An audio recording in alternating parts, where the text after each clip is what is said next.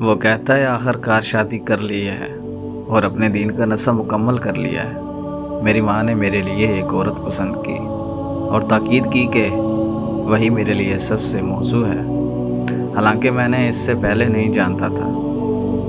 اس دن میں اپنی ماں کی بات کو نہیں سمجھ سکا، کیونکہ وہ اتنی خوبصورت نہیں تھی جتنا میں نے چاہا تھا، اور نہ ہی وہ کوئی باہر باورچی تھی جس کے کھانے کی خوشبو سے دل خوش ہو۔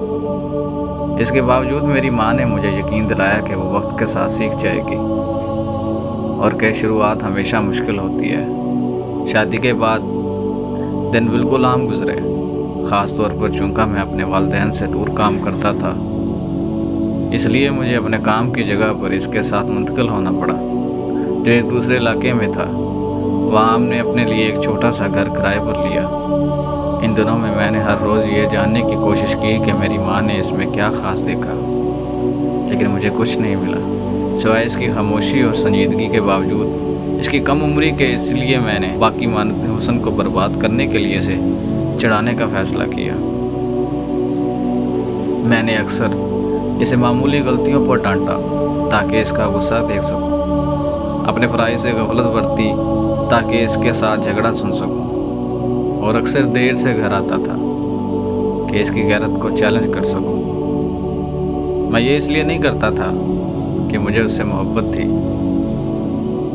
بلکہ اس لیے کہ میں کچھ تلاش کرنے کی کوشش کر رہا تھا جو مجھے اس سے محبت کرنے پر مجبور کر دے۔ لیکن اس نے کبھی نہ چیخا اور نہ جھگڑا، صرف اطمینان کے لیے سوال کیا۔ یہ اس کے رویوں سے مجھے حیران کر دیتا تھا، یہاں تک کہ میں نے اپنی ماں کو بھی اس بارے میں نہیں بتایا تاکہ وہ مجھے نہ ڈانٹے کہ میں نے اس کے انتخاب کو خراب کر دیا ہے۔ پھر وہ دن آیا جب میں کام کے دوران زخمی ہو گیا اور چند دنوں کے لیے گھر میں رہا۔ اس دوران مجھے اسے قریب سے دیکھنے کا موقع ملا تھا کہ اس کی کمزوریوں کو جان سکوں جو اس کے اندر کے درندے کو باہر نکال سکیں۔ میں نے اس میں ایسی چیزیں دیکھیں جو میں نے پہلے نہیں جانتا تھا۔ بجائے اس کے کہ وہ مجھ سے سوال کرتی، میں نے اس سے سوال کرنا شروع کر دیا۔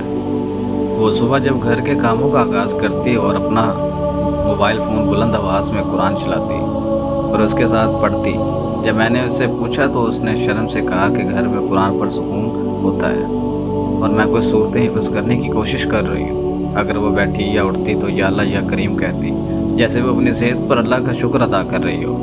اور حیرت کی بات یہ ہے کہ وہ کبھی اسے بولتی نہیں تھی۔ اگر ہم ساتھ باہر جاتے تو کبھی گھر کو سلام کیے بغیر نکلتی اور واپس آ کر فرشتوں کے لیے یہ کہتی۔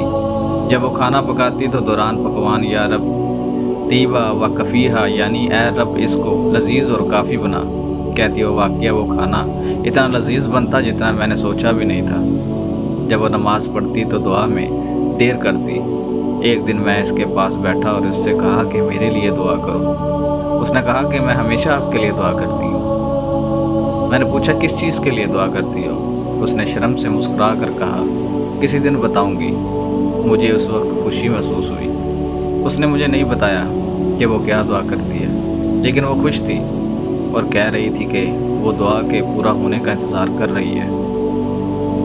آخرکار میرے پاس ایک گھر ہے، یہی میں خود سے کہتا ہوں۔ جب میں واپس آتا پہلے کام کی وجہ سے اکیلا رہتا تھا، لیکن آج میں منٹ اور سیکنڈ گنتا ہوں تاکہ جلدی پہنچ سکوں۔ اس کے کھانے کی خوشبو میرے دن بھر کی تھکاوٹ مٹا دیتی اور اس کی ہنسی اور مسکراہٹ مجھے ایسے گلے لگاتی جیسے وہ مجھے اپنی آنکھوں سے اپنی جانب کھینچ رہی ہو، لیکن وہ کبھی نہیں کہتی کہ وہ مجھے یاد کرتی ہے۔ کیسے کوئی ایسے شخص یاد کر سکتا ہے جس سے وہ محبت نہیں کرتا؟ لیکن کیا میں واقعی اس سے محبت نہیں کرتا؟ آپ لوگوں سے درخواست ہے میرے چینل کو سبسکرائب ضرور کر دیے گا، لائک اور بیل آئیکن دبا دیے گا تاکہ اس طرح کی مزید ویڈیو آپ تک پہنچ سکے۔